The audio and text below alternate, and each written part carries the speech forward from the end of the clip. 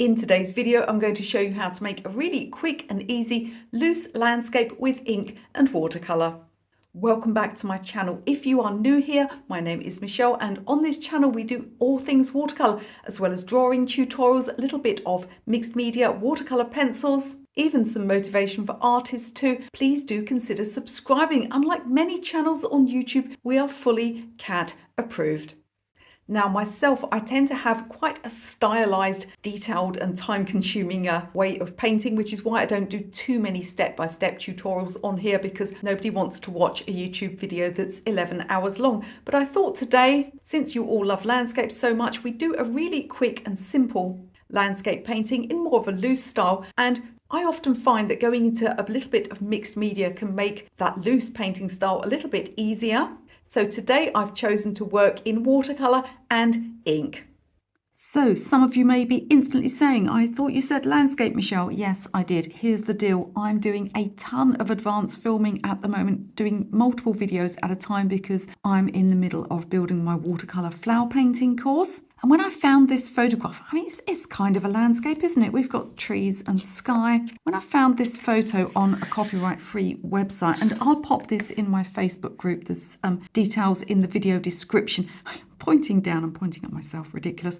There's details in the video description of how you can get this photo. When I found this photo, I thought this would make a really nice subject. Now I'll be the first to admit it looks quite dull, doesn't it? But that's just the colours it's come out on my printer. I think this is a great subject, this little shack in the woods with some trees and sky. Now this is not a drawing tutorial, but I'm going to go quickly through what I have done on the drawing so that we can drop straight into the pen work. Now, if we look at the composition, what people generally do wrong with buildings, they make them too big, and we can sort of look at this. I realise you can't see the whole thing on screen at the moment because my camera's quite low. I'll pop a picture up so you can see what the whole thing looks like. The top of the roof here is I say the top of the roof, the bit of the roof that's above the windows here is below halfway up the photograph. So I popped that in first, and then I measured, how much of the bottom part does this part take up, and in that way we get things right. You should by now have seen my video about transferring photographs to paper and how I do that. And if you need drawing tutorials, there's a full playlist of them. I've also got an online course. So I made a couple of decisions to change things here, and I'll show you the drawing that I've got so far.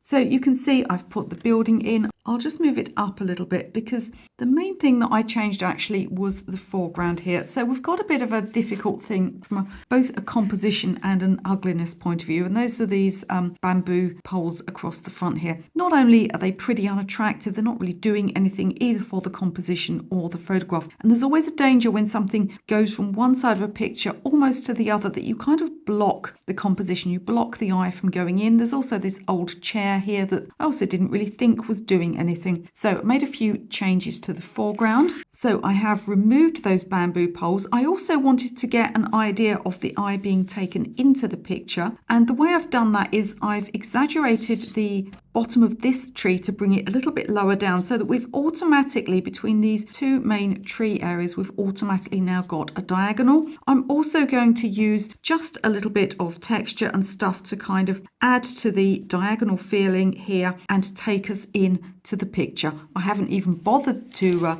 draw the roof because it kind of goes back. It's all overgrown here. I'm going to do a little bit more drawing just of some of the major branches of the trees, and then we're straight onto the ink.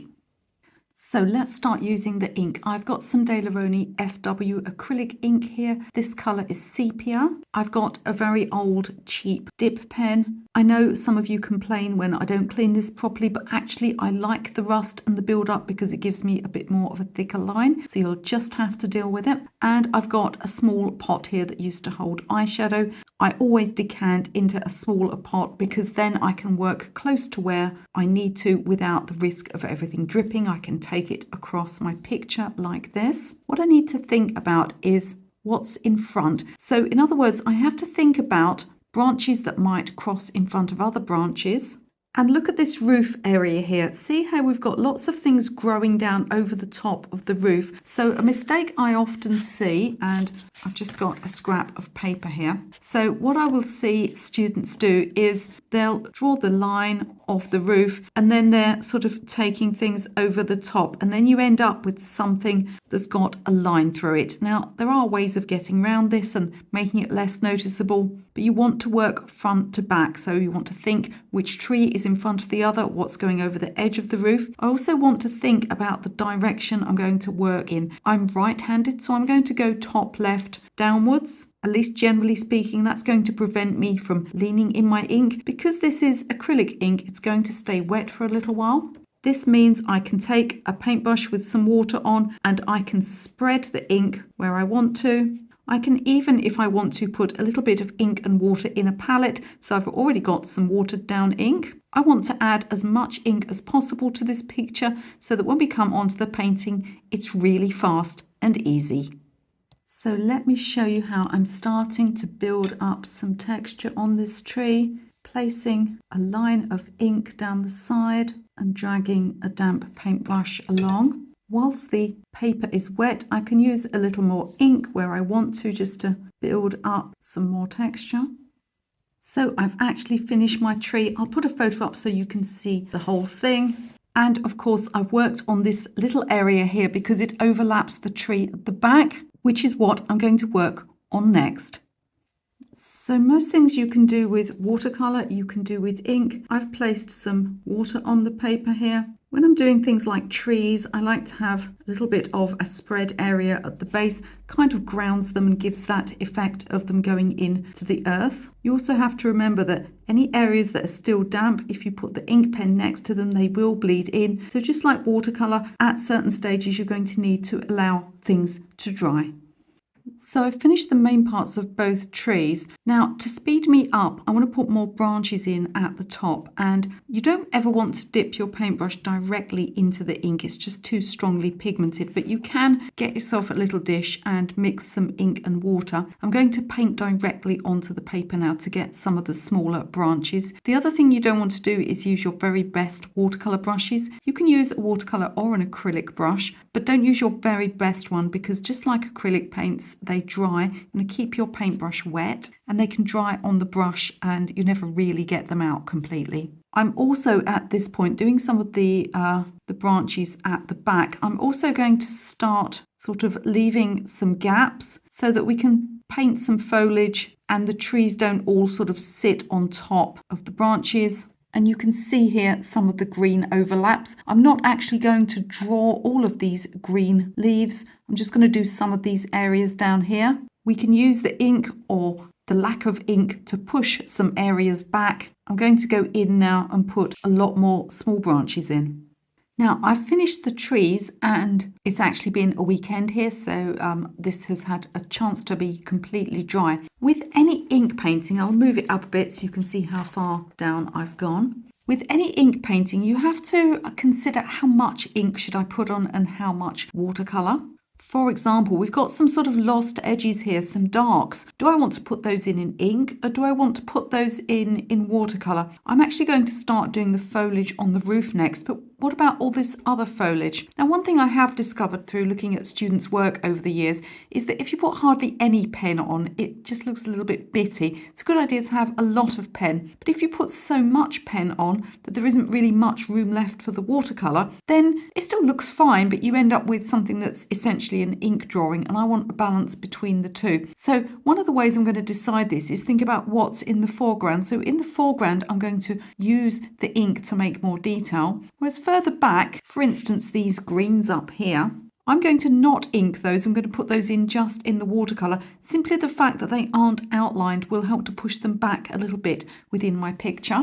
So I'm going to start working on this roof next. We can see we can't really tell exactly where it ends. We've got this kind of shape of the roof, which is quite cute, and there are a few tiles here. So you can see I started drawing some areas here. So I'm going to work on the rest of this picture from top to bottom. As I said, I've done as much of the as the trees as I want to. And what I'm going to do now is concentrate on coming down towards the front. You can see that some of these leaves go over the front of the rooftop. Therefore, it makes sense not to draw this straight line here, lest it goes through those. And then I'm going to work down. That will stop me from leaning in things. And as I work, I'm going to continue to add some darker areas and use my brush to spread the ink. In this way, I can get some darks. It also means that I don't have to draw on every single part of the roof, which of course would take a very, very long time.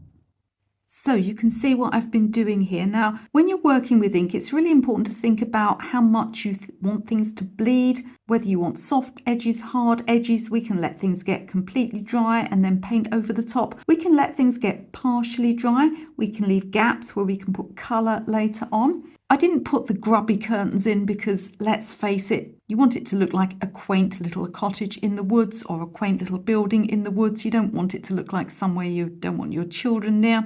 Now, this area here I've let get almost completely dry because I wanted to maintain these kind of, I'm not even sure if they're bricks or tiles down the front. So what I can do now is work on top. I could put some watered down ink on, but I'm being fairly lazy because I haven't got any to hand. So I'm just going to put some water in. And then I can go along any of these little bricks that I already did, just in places, and allow things to bleed. If there are any areas that I want to be, even darker than that. And we have the option of also putting watercolor on later. I can work in like this. The final thing I'm going to do is some more work in the foreground. I saw some little leaves down here. I'm going to put a few areas just of water and drop some ink in and perhaps a hint of a pebble or two. I like the fact that this little set of leaves were quite close to this little building because it will allow the eye to come in from one side and work its way around the picture.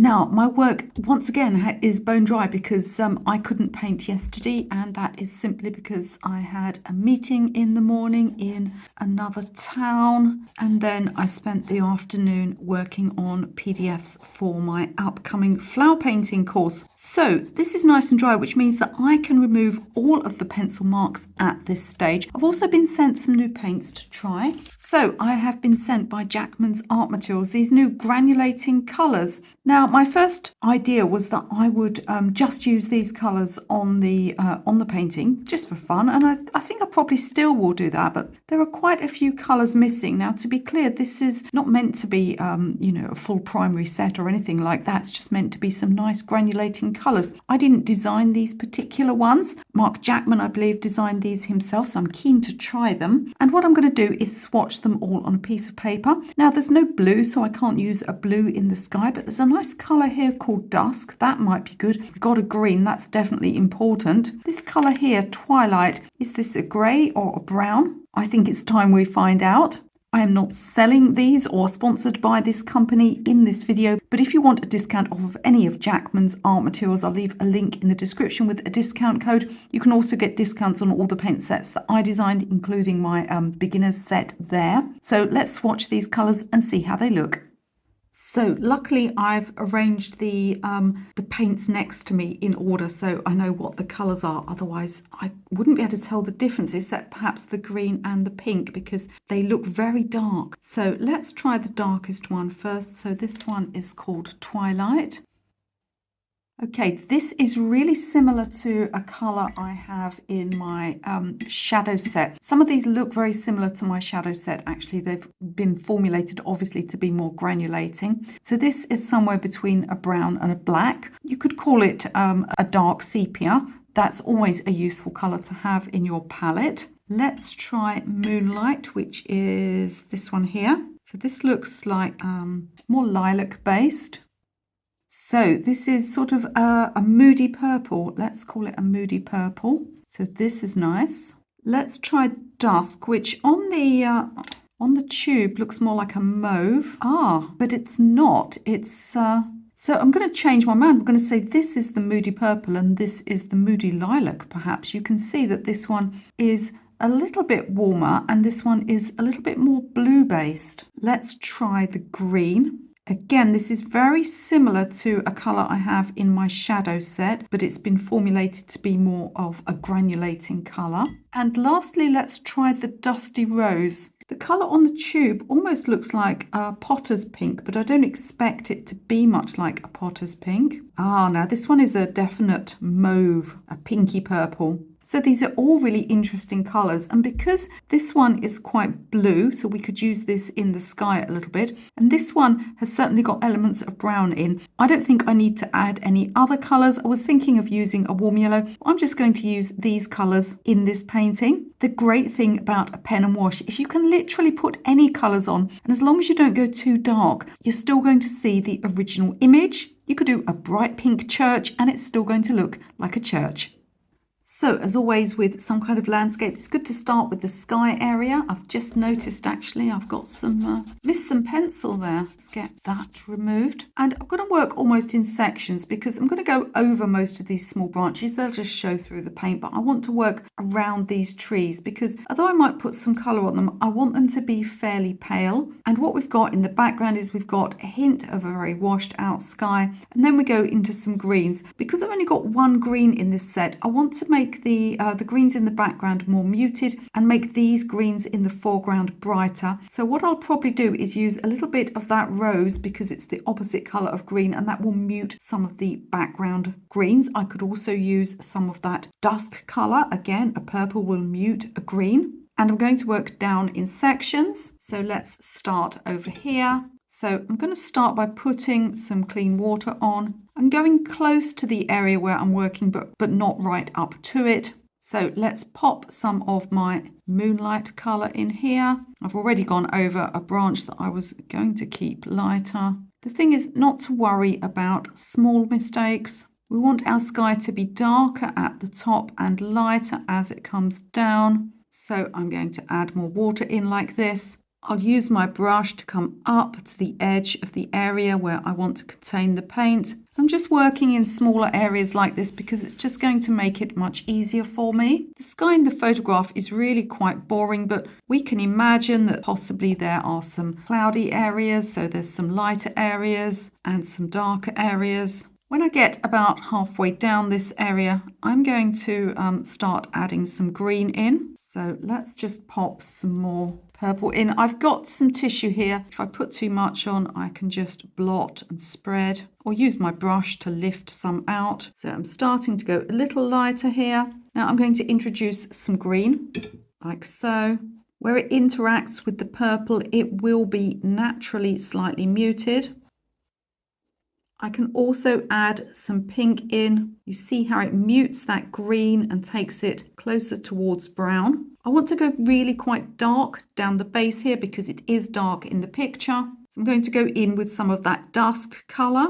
What you have to be careful of here is that you don't go so dark you completely cover the ink. The paint will lighten a little bit as it dries. But it's always a balance with pen and wash. If you go too dark, you're going to completely cover your ink. And if you've used very fine liner pen, if you're perhaps not working with actual ink like I am, then that's a strong danger that you cover everything up. I can also take wetter paint into damp paint where I want things to bleed a little.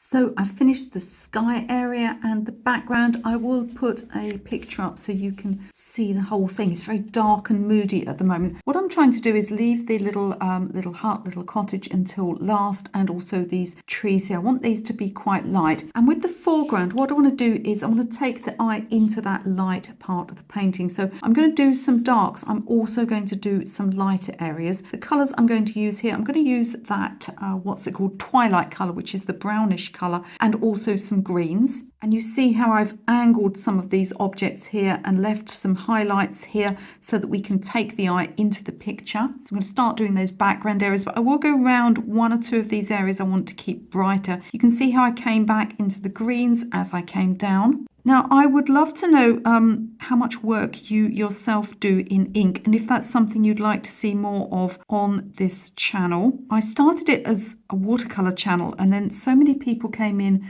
via drawing and watercolor pencils. And obviously watercolor is my main love, but I do love working in mixed media alongside my watercolors as well. So I want to know about your feelings about ink, various types of ink, and I'm just going to work across this area. As I said, I'm going to go darker here and here so that I can take the light path. It's not even a path, but I'm going to make a path to lead up to the little cottage.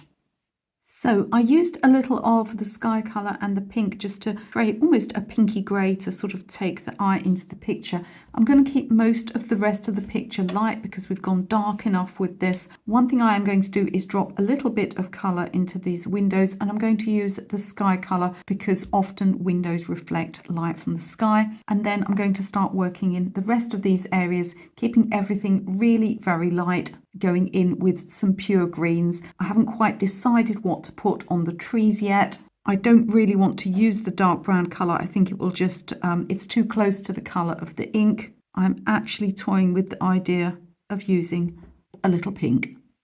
So to keep things light and remain in my limited palette, what I did was I mixed a couple of colours. I mixed the pink with the sky colour here, and I placed it on the trees and on some parts of the little shack, and then I watered right down the dusk colour, and it made this beautiful sort of lilac grey. So I've placed that on other parts of the buildings. I'm also going to use this colour. You see how much water there is here. I'm going to use this colour on some little pebbles in the foreground. And what you want to do when you're mixing with granulating colours, whether they're pre-made ones or any granulating pigments you're using, you want to stir because you see how they will separate on the palette if left for, well, any length of time at all, really. So I'm going to mix this up and pop it into some of these pebbles on the foreground. The only thing that's left is to do some bright greens on the roof. And what you don't see when I'm filming is how often I change my water. There's also some sort of red stripes between these windows. I'm going to put those in a nice strong pink and make sure the background is dry first so they don't bleed. So nice clean water, and I'm going to take this green actually I think over most of these areas here, just varying the amount of water. Now this picture could have been done with, any number of different colours. Could have been done lighter than this or darker than this. At the end of the day, there's so many different directions you could take your picture in. The last thing I'm going to do is paint some pink stripes down between these windows. I'm also going to put some green on these leaves. I'll put a picture up so you can see how it looks. Do let me know in the comments what you found most useful about this video. And before you leave this video, don't forget to have a look in the YouTube video description. That's going to tell you any videos that I spoke about in this video, any materials that I used. It's also got some free stuff down there for you. You can download some free PDFs. There's even a free course that you can take. And if you enjoyed this watercolor painting video, I think you're going to enjoy one of my most popular videos. You can watch that one right now.